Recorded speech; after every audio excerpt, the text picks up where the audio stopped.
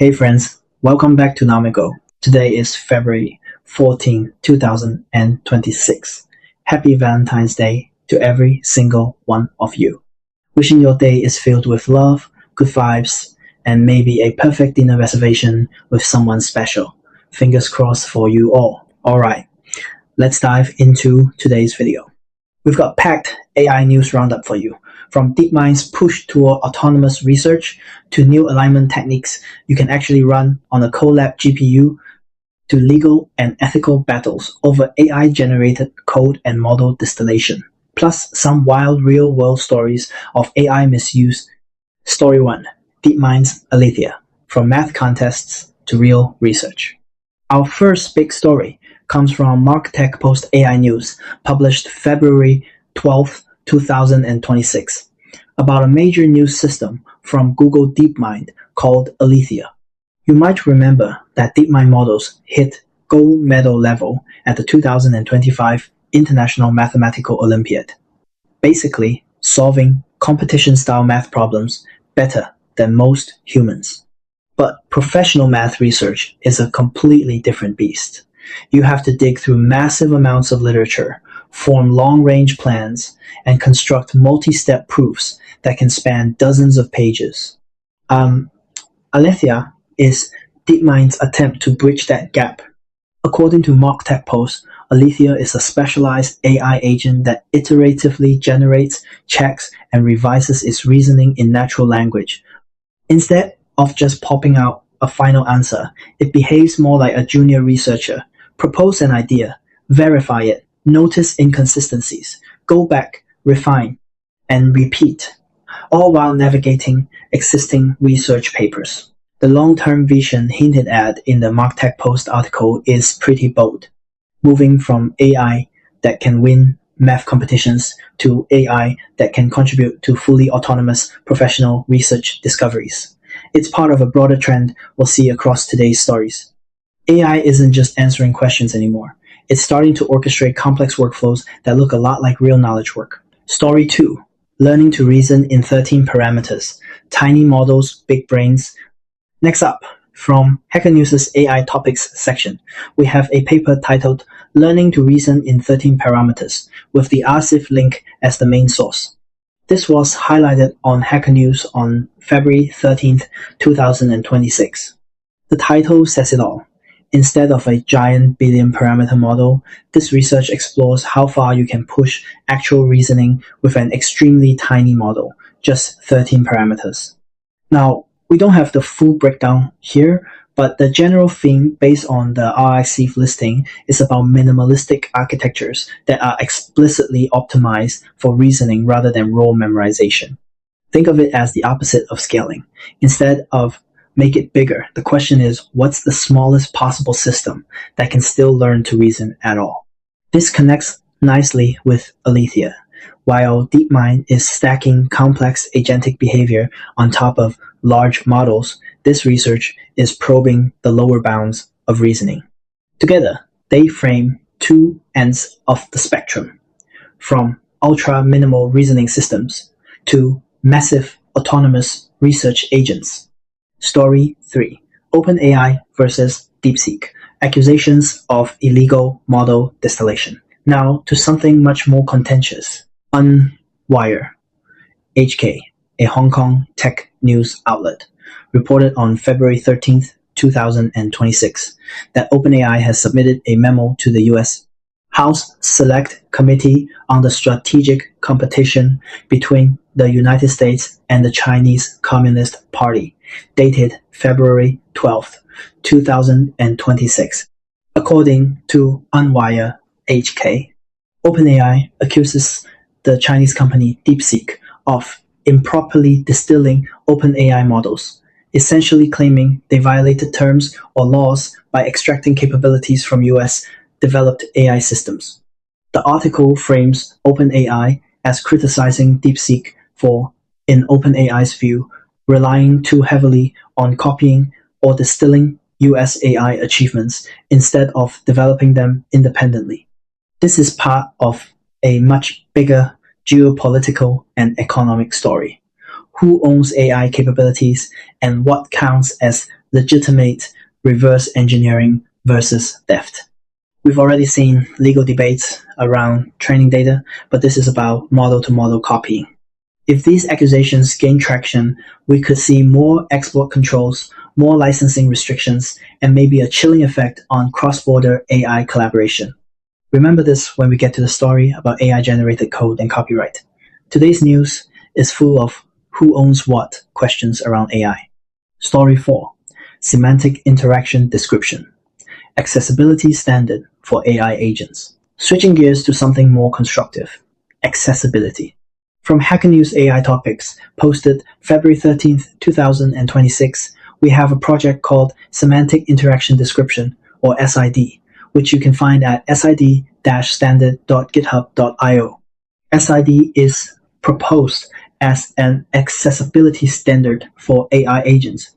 The core idea: as more of our interaction with software is mediated by AI agents, clicking things for us, reading pages, orchestrating workflows, we need a standardized, machine-readable way to describe what's happening on screen and what actions are possible. Instead of brittle, pixel-based automation, SID aims to define interactions semantically. This is a button to submit the form, this is a navigation menu, this is a data table, and so on. For people with disabilities, this could be huge.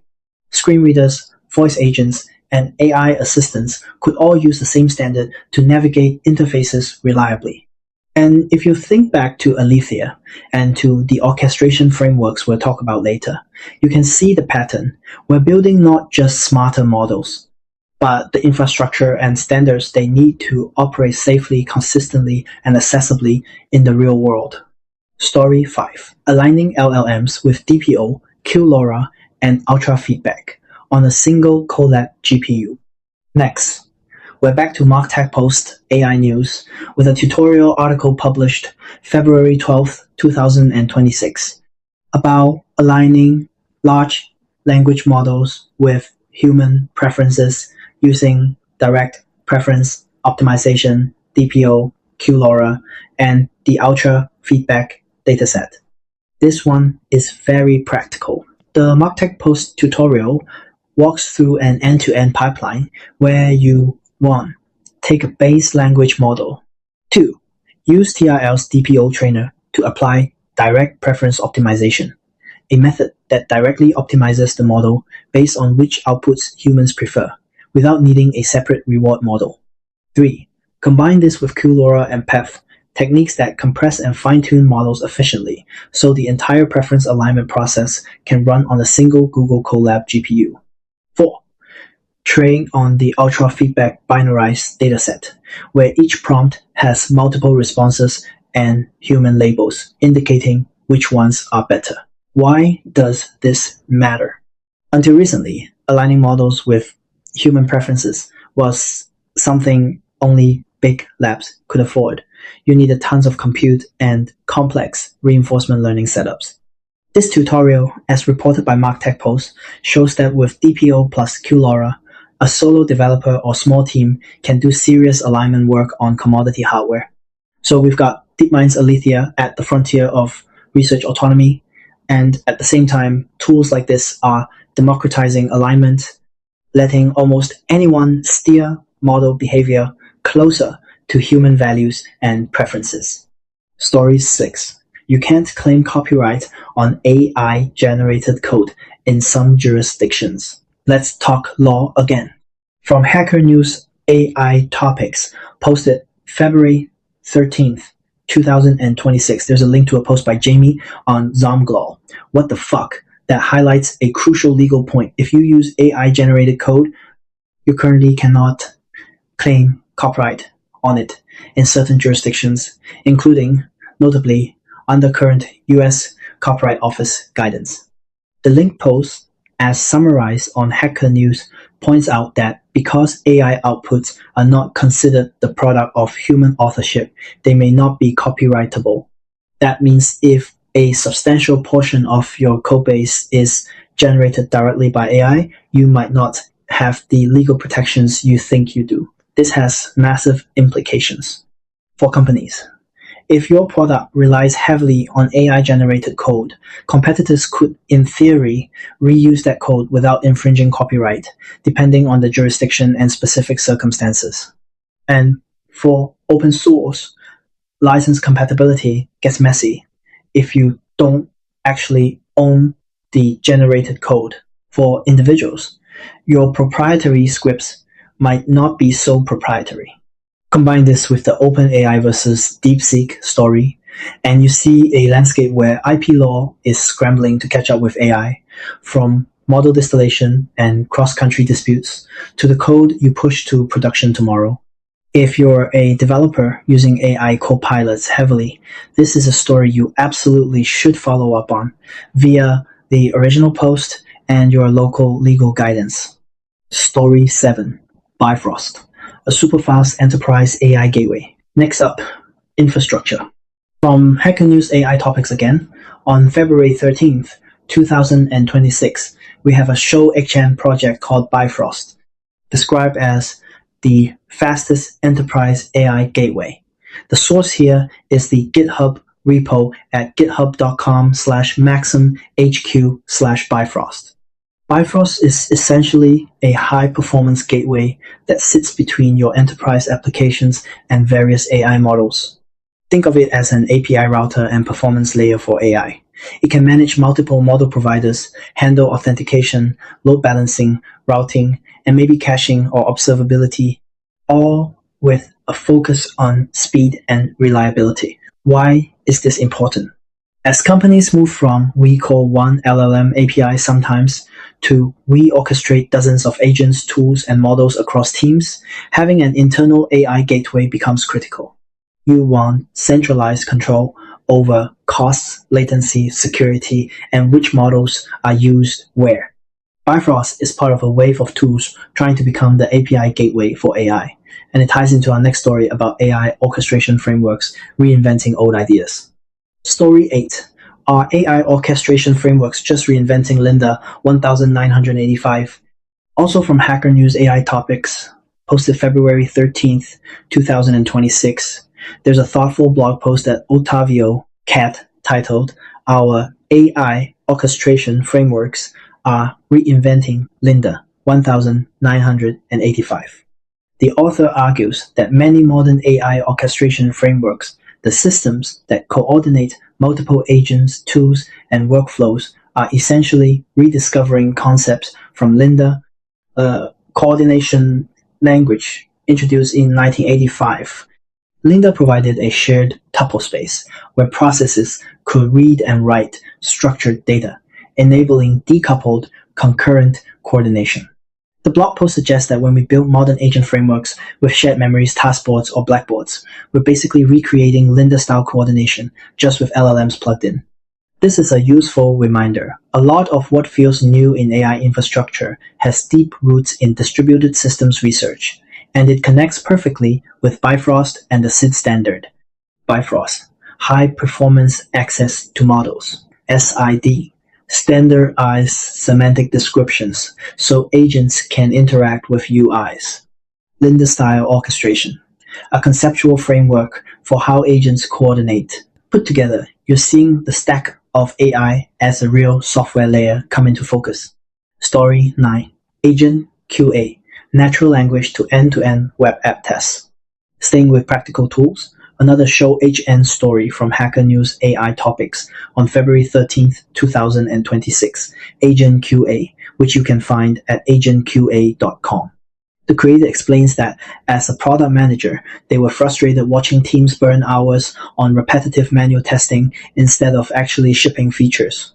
So they built AgenQA, a tool that uses AI to turn natural language descriptions into end-to-end web application tests. Here's what's live right now. According to the Hacker News post, you can describe your tests in plain language, and AgenQA generates full end-to-end test flows.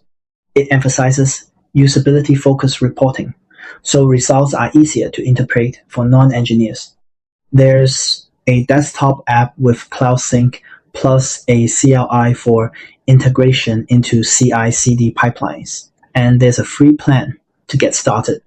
In the bigger picture, AgenQA is a concrete example of the agentic trend. Instead of you scripting every Selenium step, an AI agent interprets your intent, interacts with the UI, and produces robust tests. Combine that with SID semantic descriptions and Linda-style orchestration, and you can imagine a near future where a lot of QA work is handled by swarms of specialized AI testers. Story 10. AI-generated scam photos. Beggar forgets to remove watermark. Finally, a story that's equal parts absurd and concerning. Unwire.hk reported on February 13th, 2026 about a suspected scam in mainland China, where a beggar used AI-generated images of a critically ill girl to solicit donations, but forgot to remove the watermark, which clearly showed Doubao AI, the name of a Chinese AI image generator. So you had a supposedly real tragic photo with the AI tool's watermark still on it, according to Unwire.hk. This sparked online backlash once people noticed the watermark and realized the image was generated, not authentic. It's a very concrete example of AI misuse at the everyday street level, not deep fake politicians, but fake personal tragedies designed to extract money from passersby. This ties together several threads from today. As AIs become better at generating convincing content, misuse becomes easier and more tempting. Legal frameworks like the ones we discussed around AI code and OpenAI versus DeepSeek are still catching up. Technical standards like SID and alignment techniques like DPO with UltraFeedback are attempts to steer the technology toward beneficial uses, but they don't automatically solve human bad behavior. Watermarks and provenance tools help, but only if people notice them, like in this case, wrapping up. So to recap today's AI landscape as of February 14, 2026.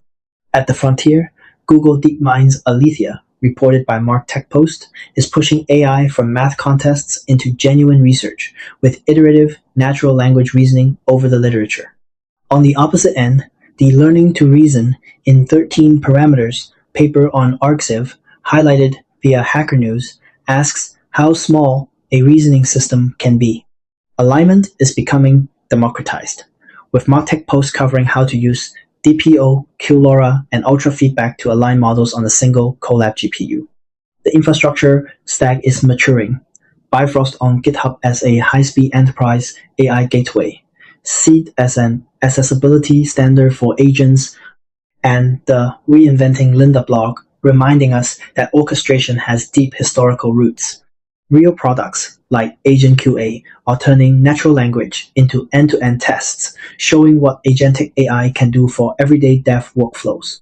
And surrounding all of this, we have intense legal and ethical debates. OpenAI's accusations against DeepSeek, reported by Unwire.hk, warnings that AI-generated code may not be copyrightable from Jamie's post shared on Hacker News, and real-world scams using AI images, sometimes sloppily with watermarks still visible. If you want to dive deeper, check out the original sources. MarkTechPost AI news for the Aletheia and DPO QLoRA UltraFeedback alignment tutorial. The arXiv paper, Learning to Reason in 13 Parameters. Unwire.hk's coverage of OpenAI versus DeepSeek and the AI-generated scam photos. The SID standard site at sid-standard.github.io, the Bifrost repo on GitHub, Otavio's blog post. Our AI orchestration frameworks are Reinventing Linda 1985. The AgenQA site at AgenQA.com, and Jamie's legal commentary on AI-generated code via the link shared on Hacker News.